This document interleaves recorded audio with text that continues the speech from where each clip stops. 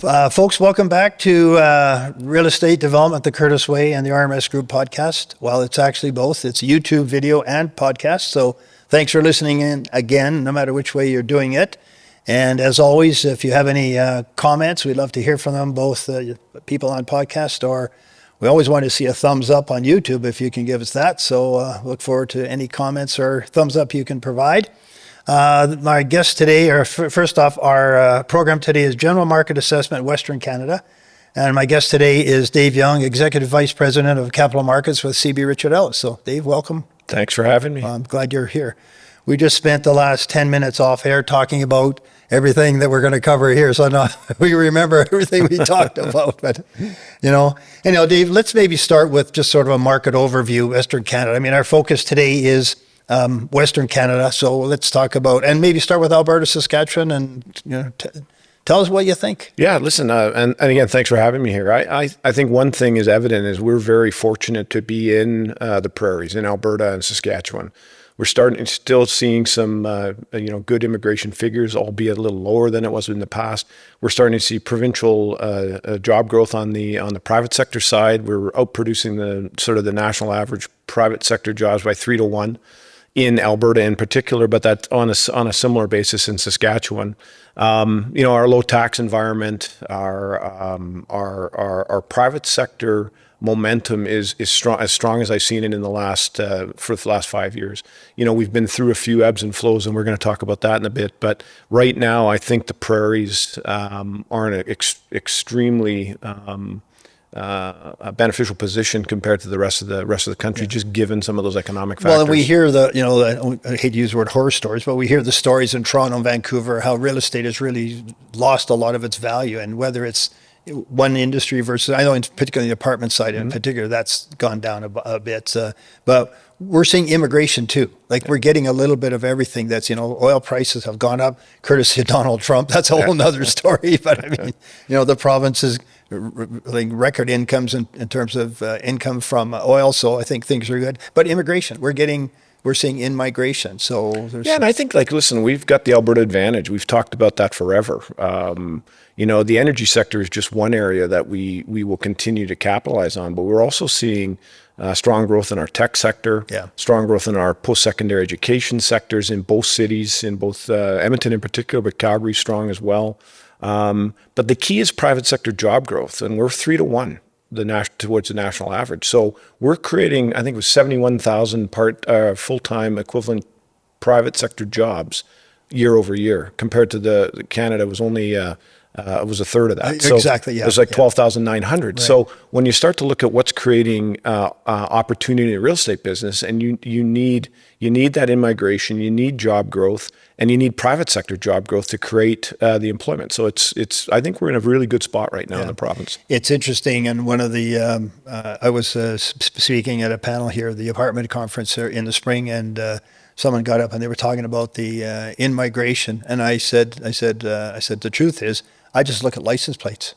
And if I see out of province license plates, I know we have in-migration. As simple as that. You also think affordability. I've got 2 kids that live in Ontario, so I know exactly what a 25 and a 29-year-old have to go through to live in downtown Toronto. In both our major cities and throughout the province, the affordability factor is there. And that's what's bringing people. It's the job growth, the private sector job growth, and the fact you can buy a house, rent an apartment, get a job. And that's why people are coming here. I think the Alberta's Calling platform that was a couple of years ago. I remember in Toronto seeing the subways and the streetcars with Alberta's Calling. That's worked. Now that's caused some challenges, right? You got massive in-migration, you got great growth, but you got to keep up with infrastructure. So we've got to have some management on that side. But again, I'm feeling very good going into the last half of 2026. Coming off a pretty good first half for the year as well. Yeah, no, I think, and I mean, all in all, we've had a little slowdown in Alberta and maybe Saskatchewan, not so much in terms of rental rates, especially in apartment world, a little bit. But, even in the last couple of 3 weeks, I can tell you that I think things have started to creep back up again. And I think part of that's in migration. I think we're starting to see some of the federal government with their cutbacks on immigration and so on and so forth has affected the rental market for sure. but I think we're starting to see that backfill already, and I think we're turning the corner. So I think it's the supply challenges we're seeing in Edmonton and Calgary in particular. I think it's more timing. We developed a lot of product over the last 36 to 48 months. Yeah. So classic to Alberta, though, isn't it? Absolutely. We overbuild and then we underbuild and we overbuild. But I get a sense that, yes, it's a timing issue. We will absorb those units because we still have people coming to the province. If immigration stalls, well, that's a different story. I don't see it just given what we talked about earlier. No, I think we're in the right direction. Well, and you touched on a little bit resources or technology.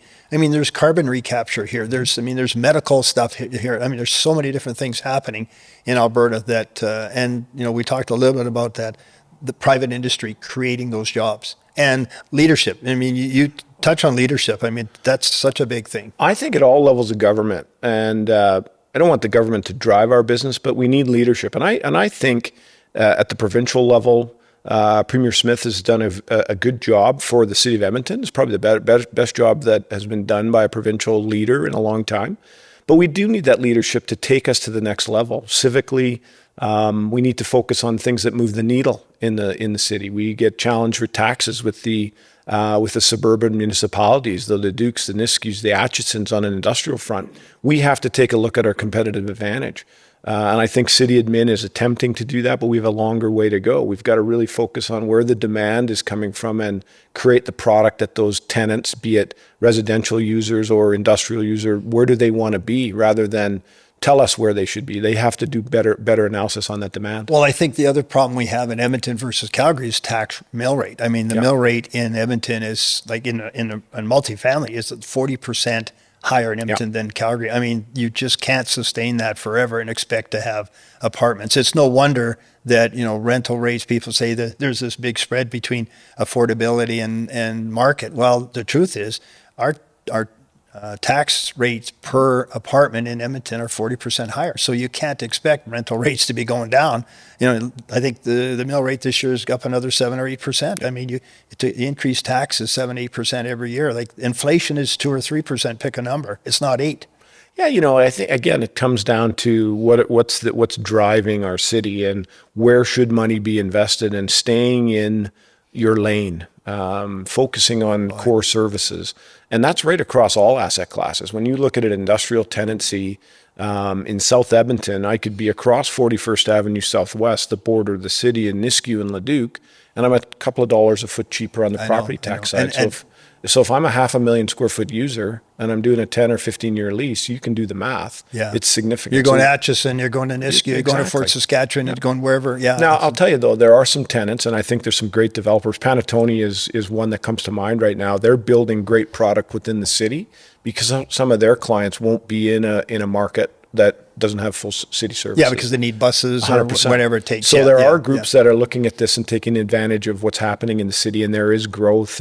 But that's only driven by the tenant, though. I mean, they're filling a need in the market. Is what they're doing, right? That's filling a need. So I think regardless, the cost is an issue no matter where you're at. 100%. I think taxes. When you look at all municipalities, there's always a challenge as it relates to that gross rent, because as taxes move up, your net rents decline, values come off a little bit. So there's a fine line, and we just have to keep the NAIOPs of the world, the UDIs, the builds.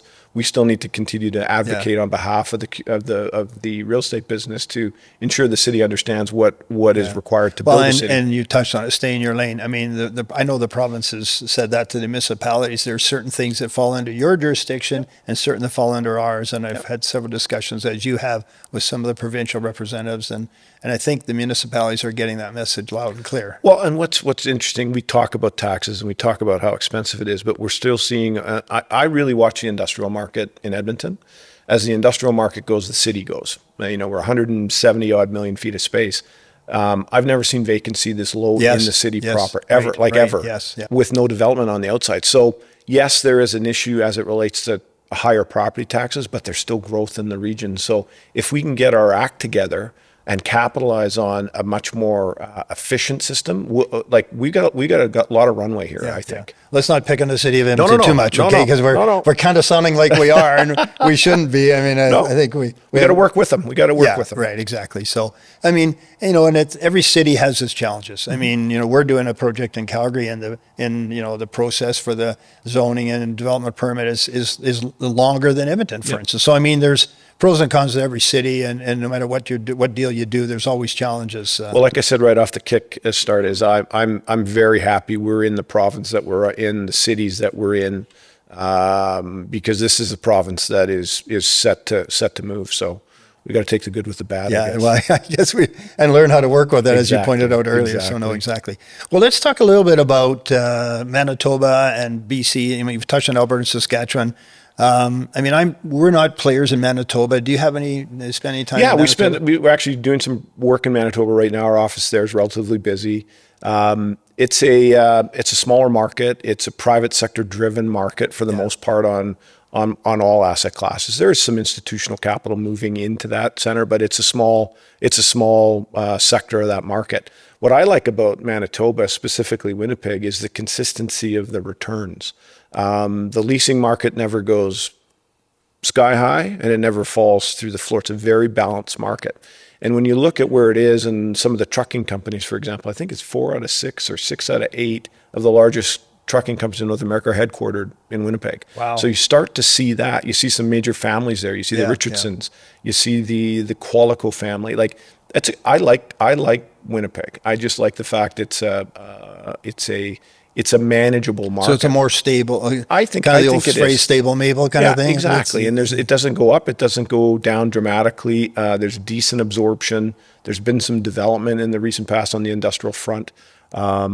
It's a fairly insulated market in terms of capital. There's a lot of private local business money that runs it there. I like that market. They've had an interesting thing come up recently, and this is rent control. Now they've announced a change in their rent control, which they're going to make it, and I forget the exact program, but I know a lot of developers are very worried about the provincial government proposing rent control on apartments or multifamily. Yep. So we'll see how that plays out. I think there's been a tremendous amount of pushback. So I think there has to continue to be a tremendous amount of pushback when you do start to create a rent-controlled environment that just stifles development. Yeah. And we're in an affordability and a supply. Supply's a little. We're not in balance yet, but if we stop building, we will absorb in Alberta for sure the product that we've built. Mm-hmm. So adding another level of government interference, I'm going to say, doesn't stimulate demand. No, it doesn't help for sure. No. Yeah. Well, and I guess the other thing that's happening in the world is, and particularly multifamily, but all industries, is the process or the time to bring product on is way longer though. 20 years ago, you could walk in almost any city in the prairies and get a development permit, a building permit in 3-4 months. I mean, today that's a year in a lot of cases. You know what? I think there's one area where we can give a pat on the back to the city and the surrounding communities here in Edmonton and, Nisqually. They've done, I think, a better job than most. Yeah, for sure. Yeah. Could it be better? Sure, it could be. But is it, to try to get a site entitled in Ontario or in British Columbia, you're talking years and years and years. I know a guy who walked in Vancouver. Well, I think it wasn't Vancouver. Greater Vancouver. 5 years walked away from a deal. Yeah. Couldn't get a permit in 5 years. No, I think you've got the liaison within city administration here that when you do have issues, people like Kim Petrin will go to the wall and help you get stuff done. Again, it's just working with those municipalities to let them know what industry needs to build the stuff that the cities need. And sort of the qualifier to that one, I'm going to say to you is that and I'm not going to say which city, but they have a defined process, a defined guideline. Mm-hmm. And I found that the city administration has used that as their goal, not their outside. Yep. This process was designed as you must have responses by such and such all the way along. But now the city has used that as, no, that's our goal. We don't, they're not trying to do it sooner. Yeah. So that doesn't help either. Yeah. Again, I think it's, there are municipalities and regions where they'd look to Edmonton, Calgary, and Alberta in general and say, geez, I can't believe you can get stuff done that quickly. Again, we just got to continue to push and work with them to make sure they understand the speed at which business works. Yeah, no, for sure. We haven't done much in British Columbia. Any thoughts there in terms of that market? Well, I think the development business, like you've seen land values come off dramatically. You saw a run up in value. And listen, Vancouver is a world-class destination for capital. The supply side on the condo side, it's challenging, and values have come off. Cap rates have moved, but you also think about it. And a lot of times when these deals were being done, debt was, I don't want to say free, but if Brandon was here, he'd say it was, everything's easier at 1% and 2%. Sure it is. Right, and now you've seen massive increases in rental rates, in interest rates that are causing some problems. So, I think there's a bit of a stall. Our office in Vancouver is very busy in trading some land, trading some multi. We've seen cap rates move up. But Vancouver is a world-class city, and capital will go there. It's got such a large Asian influence to it. South Asian influence, and you've got it's an international city. Yeah. People talk about Toronto being an international city, which it is. Vancouver is an international city. So again, I think it's a timing issue. I think there'll be more people moving to that province. There's some issues as it relates to land claims and some things that I only know half to be dangerous, but they've got their challenges. But again, it comes back to where can capital come for cash flow, some growth, some stability, even though we've got some issues within our province. It's Alberta. Like we had the real estate forum here on May the 13th, and it was amazing to hear people talk about what's happening in the region. And it's, oil and gas is super important, and I'm a strong supporter of our energy business. But when you start to talk about AI and these hyperscalers and the opportunities we have, they're not just for the solution, but the product that's going to be built to be put in these. Like it's amazing. So I'm very bullish on the province. I'm very bullish on the region, given what I see happening sort of in our day-to-day business. Yeah. I want to go back to British Columbia for a second. And we've seen the recent court decision regarding freehold title, we'll call it. What impact, if any, has that had on a purchase of sale of product? I don't know about anything specific, but I think capital wants stability. Capital doesn't want to be in a situation where there's any more noise around a transaction. The simpler we can get, the better it is. So will it cause delays? Probably. Has it caused delays? Probably.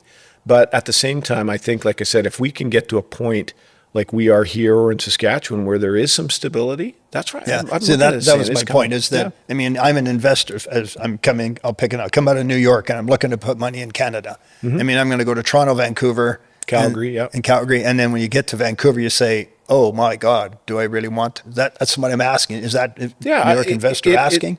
I think that it's on everybody's. It's people are thinking about it. What is going to happen? How do I mitigate it? I don't know. And again, if we come to our province where there is a path and where there isn't that instability or unsettledness, I just think that bodes really well for what's going on. It does, yeah. Well, and as we mentioned earlier, actually, all three prairie provinces, Alberta, Saskatchewan, and Manitoba. Yeah. Yeah, which it's good for all of us, really. Yeah. Well, and Saskatchewan's kind of I don't want to say it's a sleeper, but it's interesting. There's resource development happening in northern Saskatchewan, and I don't think people realize the magnitude of what's going on up there. So. Well, no, and Saskatoon, Regina, again, it's got some of the same fundamentals that we have in our province. Different resources, but same thesis. The other thing we should probably touch on is the federal government's investment in the Department of Defense.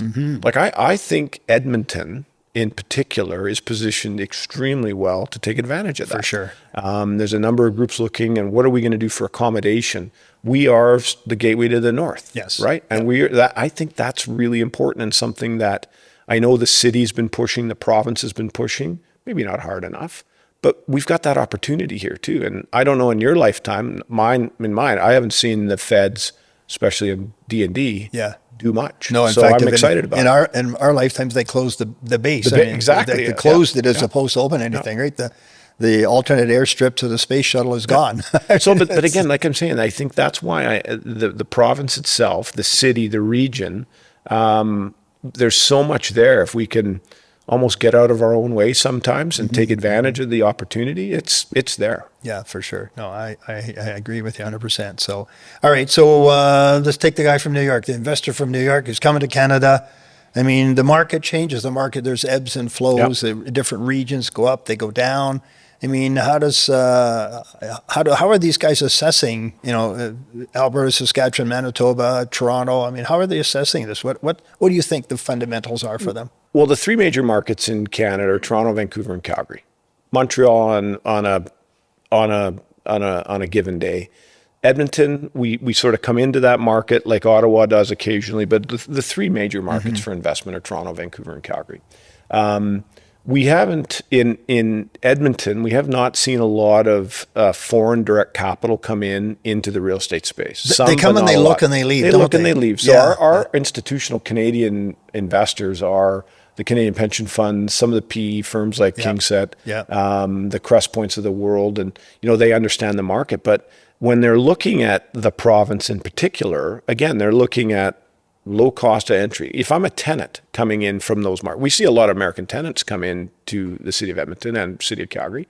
It's all those macro pieces that we talked about: good GDP growth, good private sector employment, low taxes, well-educated people coming into this province, and Saskatchewan as well, but not to the same extent, just given the sheer size. So I think when they're looking at making a bet in Alberta, I would say, if you had $1 to spend in the province of Alberta, you're probably 65 to 70 cents in Calgary, and the balance in Edmonton. That's just the way it is. Right. That being said, the private market has really dominated the investment climate right across the country, because the Canadian pension funds have been relatively silent. Little while, it's starting to percolate a little bit in the major markets, but the private sector investor has really been the driver of the deals that we've been involved in. And we're seeing a lot of the syndicator types, right? Sure. That's a very common thing now, more recent. And I think more so in multifamily maybe than... No, I think it's across all. You've got a lot of GPLP structures looking to the province that might have been a buyer in Ontario that wanted to buy on capital appreciation. And you've been in so long enough, it's a cash flow business. Yeah. People are wanting cash flow. Where are you able to get cash flow is Alberta. So we're starting to see some groups that were very focused on GTA industrial, for example, or retail in GVA, coming into Alberta because they have that stability of income. They're getting a yield. The cost of the spread over debt is still attractive. So that cash flow position of these investors is really what's driving the market right now. So are you saying that more or less now the real estate transactions are mostly Canadian purchasers? Yeah, in our region for sure. If you look at through the province, the three prairie provinces, for absolutely, it's a Canadian-driven sort of a national investor. If you go to Toronto and Vancouver, you start to see some international. Okay, let's talk about REITs for a minute, because I mean the REITs kind of all went home, sort of, for lack of better words. Where are they at now? Well, the public markets are still not open. You saw some consolidation in that industry. You saw First Capital being sold to KingSett and Choice. Right. I sense that you're going to probably see some more of that consolidation in the REIT space. But then you've got other groups that have the ability to raise money or have done joint venture partnerships with other foreign groups coming back into the market. The REITs have not been as active. I sense that if the capital markets open and they can raise equity, it will. Raising equity right now is not the easiest thing. It's challenging for sure. Yeah. So I think, okay, well, good point. So we're so the REITs are, I won't say non-players, but they're mostly selective. There are selective groups that have capital to invest, and those people are buying. And so, not that you're a stock analyst, but tell me why. Well, again, you come back and they need cash flow. What does a REIT do? REIT distributes 95% of their funds on a monthly basis. No cash flow, it's kind of tough to keep your stock price up. Yeah. So I think the privatization of some of these larger platforms could continue to occur. And again, the FCR transaction's a good choice, taking a bit, KingSett taking a bit, and taking it private. So, and I mean, let's face it, their shareholders in a lot of those cases, or the unit holders, are taking a hit in a lot of cases. Well, actually, some of the stuff's trading at a premium to NAV. So guys are paying up to get platform and getting scale. But again, if you can't raise money in the market, how do you create shareholder value? You've got to sell the platform. Yeah. Wouldn't be surprised to see more of that.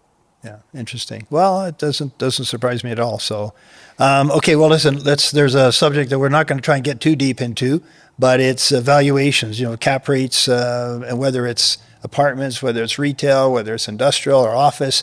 I mean, let's just have a general conversation. Let's go across Western Canada. I mean, and not specific numbers necessarily, but where do you see the cap rates, industry by industry? Let's say when we value assets, we start with the cost of debt and work backwards from a spread over debt. And if the 5-year bond today on a commercial transaction, industrial or retail is, I think it's 3.11 today. What's the spread over that? 150 over. So we're 4.5 to 4.7. Right. So what spread over that coupon do you need to make an investment? So that's pushed yields up a little bit on that type of product. That being said, if you had great food anchored real estate, food and drug anchored, which everybody wants and nobody can get at, I think people are prepared to pay up for that because there's not a lot of supply. So we're starting to see cap rates compress on the food anchored but on specific classes only. Food and drug anchored shopping centers. And that would be, I would say that's right across the country.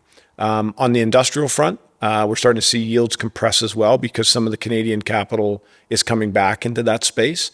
And they want first class quality industrial. So we would not be surprised to see yields in Calgary, in that sort of 5.25 to 5.5 for the best of the best on industrial. Wow, that's really come down. It's 100 basis points different. I was in Calgary last week for a few days, and it's really compressed. And why? Because people say, "Hey, listen, the tenants are growing here. My land costs are not extraordinary. Yeah. My rents are still achievable. I'm still buying in a lot of cases below replacement.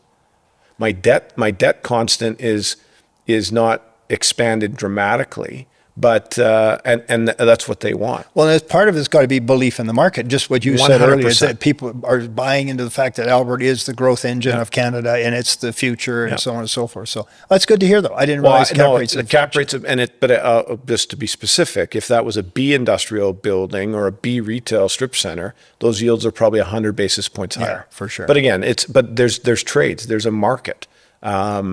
The res side, we've seen cap rates expand a little bit. I would say if there's you're probably 4.5 to 5.5, depending on what the product is, sure, yeah. Where the rents are, what kind of inducements you're having to deal with, and I would say that's probably stabilizing in Alberta right now. I think there is some supply hangover in both cities, so we may have a little bit of a bumpier market for the next 6 to 12 months as we absorb. But again, we still have people coming to the province. But Dave, I can tell you that as an apartment developer, we've had a building that we had some interest in, and I mean, a 5 cap is very achievable in apartments, and we're talking newer buildings. And go sub 5 I'm quite sure is achievable if you have the right product. So even though the rental rates have kind of had some issues in the last 6 months, it's not really affecting value because you touched on it. It's replacement cost. Well, the other thing is deal size too, right? Because the private sector investor is the dominant investor. Deal size, you start to tap out on,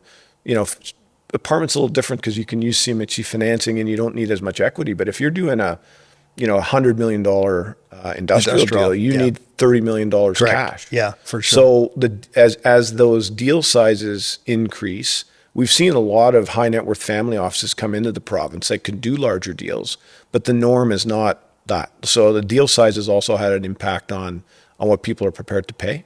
And that's partly because the big purchasers, the REITs, et cetera, are not in the market. Not yet. And I said to somebody this morning that we need to see a couple of big industrial and retail deals happen in Calgary to say, okay, we're good in the province. Market's back in Calgary. And okay, now we're going to come north. So we need to see that, and it's happening. Yeah. And pension funds, I mean, where are they at today? What's happening with that? There are some that are active, like BGO has been active on a number of files across the country. A couple of advisors have been buying. They've been let's put it selective. I've seen the office market in Toronto start to pick up dramatically with the return to office environment, saying, listen, you're going to be there. You've got tenants needing space in that A space. But again, it's you can't say cap rates are X in the office market. You got to actually get into the building, the street, the floor plate. Like it's you got to understand the real estate before you can talk about valuation. I was just going to say, in some respects, that's not necessarily a bad thing because now we don't see a boom. I mean, it's slow growth. It's chugging up, right? Things are going the right direction. Yeah, listen, we're used to boom bust in Alberta, but I sense the growth right now. The developers in our province are very calculated for the most part, especially on the office side. I don't see new office being built for a while. Yeah. But what I am seeing is if you do own an office building and you haven't reinvested in your office building, it doesn't look good. So when you look at the Manulifes, the Hoops, you look at what Rocca Josen did on a conversion in downtown Edmonton on the Phipps McKinnon building, they're plowing enormous amounts of capital in to make them more hospitality-like versus office. If you want your staff to come back and work within a facility, you have to have the best of the best. So if you've got a B or C building that you haven't put any money into, it's a bit of a challenge. And that kind of goes back to something I've said on the program earlier, is it's being capitalized. It's about well-capitalization, being liquid enough that you can do these things and weather a storm in the future. I mean, you never know what the future is. Office is not for the faint of heart. When you lose a tenant, it's probably $20 a foot to white box of space. You've probably got an $80 to $100 TI, and that gets it doesn't get you full build out. I do think, though, there are some office deals that are going to be done in Alberta will be generation. I'm feeling like it's like the early to mid 90s right now, and guys are buying at low per foot numbers. And if you've got the ability to hold, I like the office. But a hold is a cost, though, right? You're going to remember that adds to the cost of the project, adds to the. But when you're buying downtown Calgary for $60 to $80 a foot, or downtown Edmonton for $40 to $60 a foot. Yeah. Although I don't know if you can buy them that cheap, Dave. I've tried a few here. We sold Phipps McKinnon. That's what we traded at. Rocca bought it and converted it. Yeah, but so all I'm saying is that it's not all office. It's not everything is, but I sense that the office market's in for a bit of a run right now. Yeah. Well, let's hope you're right, because that's, having government employees back to work in Edmonton in particular is a big deal. Well, with the province coming on February the 5th, I think it was, it was like somebody turned a light switch on downtown with people coming into the office. You talk to the retailers, you talk to the coffee shops, you talk to the parkade operators. I'd love to have our city of Edmonton employees back in Edmonton Tower. We'll continue to work with the mayor and his team on that. But that you go to Calgary, you go to Toronto, it's business as usual. Yeah, there's people walking around, and for sure, coffee shops are active. No, and even the retailers and after hours, and you need those people. Our office vacancy is almost identical to what it was pre-COVID. Okay. The difference in downtown Edmonton is that just not as many people are downtown in those occupied offices. Well, and not like Calgary, but there's been a fair number of office buildings in Edmonton converted to residential, which helps. Now, of course, City of Edmonton didn't do any kind of program to help that, which Calgary did. I mean, Calgary did. And they've done it twice now. They're going for their second round. Are they? Yeah. I didn't hear that. Okay. But again, it's people, it's density, it's creating that environment where there's safety, both real and perceived. And density does that. I'm all for more residential downtown. I really am. I'd like to have more office workers downtown as well. Yeah. So more people creates a sense of safety, and 100%. You're not walking. Some man is walking it down some street by themselves at 10 o'clock at night, and they got to be looking over their shoulder. But from February 5th on, I can tell you it's not like it was, but it's way better than before February 5th. And thank the province for that. Yeah, that's great to hear. No, that's really good. So. Okay, so we touched on cap rates a little bit. We didn't get into it in any detail. You wanted to expand any more on cap rates? No, again, cap rates are it's an interesting metric to use because there's so many things that go into a yield. Like generally speaking, B industrials, 6.25 to 7. A industrial sort of 5.5 to 6. Office could be low price per foot if it's vacant, or it could be 9 to 13. So it really depends in our market. It's kind of funny how you talk about square foot number. I mean, we just had a reason to look for a small industrial building in Edmonton, something in that $3 to $5 million range. And virtually every building that I've seen in, say, 2 acres and less with, 20, 30,000 square feet is actually priced at replacement. Sure. And it's like, why am I going to give you for a 35-year-old building? Why am I going to give you replacement costs? It's very interesting. Well, that's because our vacancy in our industrial market is so tight right now with no spec construction. There are build-to-suits being done, but that owner occupier can go get BDC financing at 100% and buy that asset. So you and I look at it and say, oh, we're going to do this. We're going to lease it. We're going to capitalize it at 7 or whatever. But that's what I'm going to pay. You got to spend 100%. You know, 400,000 or 500,000 to upgrade the thing. But those users see a utility in that. Our owner user will always pay more than an investor. Yeah. So some of these buildings, 30,000 feet on 2 acres of land, some cases our guys will say it's worth more vacant than it is occupied. No kidding. No kidding. Because the user says, well, I got to buy that land for $750 an acre, then I got to build the building. I'm going to be in for a small building on a big site. I'll be in for $225, $235 a foot. Yeah, to me and you, I can't lease it for $19. Oh no, there's no way. No, not a chance. Yeah, interesting. Now, just as an aside, I'm not big in the industrial market.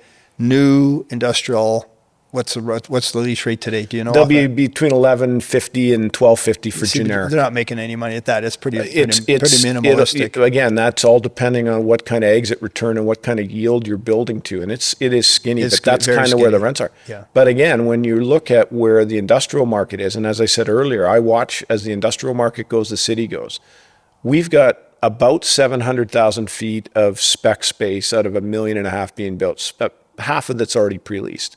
So in a market of 165 million feet, there's not a lot of space. I think the rental rate growth in the existing product is, we're going to be shocked to the upside. It's going to have to go up. I think we're going to be surprised to the upside. Yeah, no, and I hope it does. I mean, I think that's a market that's been flat or depressed for a long time, and with all the industry that's coming, the oil growth, carbon recapture, I mean, it will come up, which is great to hear. Well, no, and again, are we going to see those rates that we did in sort of 05 to 07 in Nisku when oil was 143? I don't know if we're going to go that extent, but at the same time, if I've got to build at say $12.50, and I got a building that's at $9 a foot today, I think you're never going to get to full replacement if I'm in an older building. Right. But I think there's more upward pressure on rents than there is downward pressure. For sure. Yeah, that's true. We have a industrial building our office is in, and our rents are up in the last year $1. Yeah. So and you're probably that's $1 on $8, probably on $8. And 8 or 9. Yeah. So it's 10%. Yeah. So I mean, there's nothing wrong with that. That's for sure. I'll take it. Yeah. With a little bit of cap rate compression, rental growth, you're in the chips. Exactly. All of a sudden, it gets to be a good deal. So no, absolutely. So, okay. Well, listen, we talked about industrial. We touched on office a little bit. Cap rates, I haven't been able to get you to really go into cap rates in any great detail. Well, but again, we can talk generically about yields, but it's so building specific. It's rent. How much growth is there? If I've got it, I'm going to just pick a building that's got way below market rents. Well, I'm probably prepared to pay a lower yield on that because I can grow it. But on a stabilized asset, stabilized food anchored is in the mid to high fives. Good industrial, A quality multi-bay industrial is low fives to high fives. Yeah. B industrial in the sixes, maybe touch 7 at the high end. I was going to ask, does some of that get to 7? It does. Yeah. It could, but I think what's happening is the demand is, the capital is looking, there's more capital looking. So I think the bids per engagement are coming up. The CAs that we are getting on every listing we have are starting to go up. So there's more competition. So I think pricing is going to get a little sharper. Okay, so let me take one last shot at you on cap rates, and that's provincial-wise. Okay, let's go province to province. Yeah. So give me your thoughts based on what you just said. Where's Manitoba, Saskatchewan, and British Columbia? It's actually in Saskatchewan. In some cases, Saskatchewan could see yields lower than Edmonton because there's lack of supply and there's no product. Right. Manitoba, we're selling a food anchored shopping center there, and it's about the same cap rate as Alberta. Okay. Industrial there will trade in that sort of 6 to 6 3/4, more or less. Office is, again, it's all over the map. Right. The res business is very similar to what we talk about in Alberta. BC, what we've seen is cap rates move up across all asset classes because the demand's really not there. It's still a little sharper in British Columbia for yield. But we've seen a cap rate expansion. But they had cap rates of 1% for a while. 2%. Exactly. So I mean, it's like, gee whiz. But again, cheap debt and the thought of capital appreciation going forward. As I said earlier, I think a lot of the deals that we're doing now are we need cash flow. If we've got an LPGP structure, I've got to pay a distribution every quarter. I can't wait for that building to be built, or I'm going to buy it at $1 and hope to get it to $5, and I'll pay you in 5 years. The investor is wanting cash flow. Yeah. It's kind of interesting. I told you, Brandon's on the show just after you, but one of the conversations we had was there's always money for good product. Yep. Doesn't matter what it is, if it's good product, if grocery anchor is one, and so on. There's money around. Well, I also think it's still got to be priced properly. There's got to be a rationale, understanding the investors' direction. I think we're in a little bit of a spot now where I think owners could push value a little bit, just given the supply of lack of supply. But you might have to be patient, though. You might have to be patient, and you may not.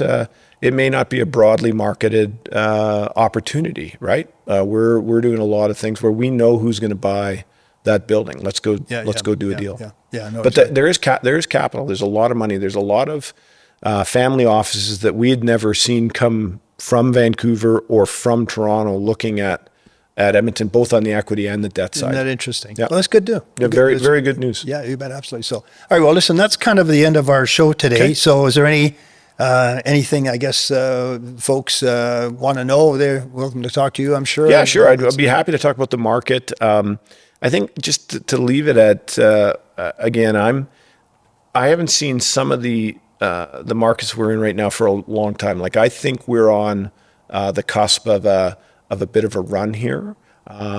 If we can get all our partners working together, and when I mean partners, I'm talking about different levels of government. I'm talking about industry. I'm talking about the debt markets, which I don't sense a big challenge. But and again, people coming here, they want private sector job growth. They want low cost alternatives. They need affordability. We've got all that. So we just have to keep pushing it. The one thing that we didn't talk about today, and I'm going to get you to come back sometime, hopefully in another month or so, is interest rates and bond rates and how that's affecting the market. And so, the inflation is theoretically, call it 2%, but we're not seeing interest rates slide. I mean, there's all this talk about interest rates. We're going to see interest rates go down. Sure haven't seen it so far this year. Well, the bond is bumped up from, it was 2.5, it got to 2.75. I think it's 3.11 today. So it's sort of moved in that, but you're right. What I'm sensing though is that lenders are under allocated to Alberta again. So I think what you're going to see is, that base cost of borrowing will be 3.11. I think maybe spreads going to compress. The spreads for the better quality product, I think might compress. And well, we've seen that in the multifamily already. We just did a 10-year term at 38 bips over CMB. Yeah. I mean, 35 or 38 over. Yeah. So I mean, that's way down from where it was a year ago. But again, I think it's people coming here. We talked about ebbs and flows from 14 to 20. A lot of people were risk off Alberta, right? Yeah. And including lenders. So now the lenders say, what do I need? I need stability. I need cash flow. Yeah. I need to be lending 65 cents on a $150 building, not on a $400 building. Yeah. And they've got that here. We're running out of time, but I'm going to say, when you come back, we got to talk about bond rates, interest rates, how that is affecting the market. AI, what effect is that having on the market? I mean, there's so many stories that you read about AI and the impacts. It's like there's tons to talk about. You might need a younger person than me to talk about AI, but... Well, yeah, but the problem is the fundamentals on real estate are the same forever, since you and I have been around. So anyway, well, listen, thanks very much for hanging in with me. That's great. Folks, really appreciate you hanging in with us. Those of you watching us on YouTube, we appreciate any thumbs up or comments you have. And if you're on podcast, we have a location for you to provide comments to us. So look forward to hearing. And Dave, thanks very much. Thanks for having me.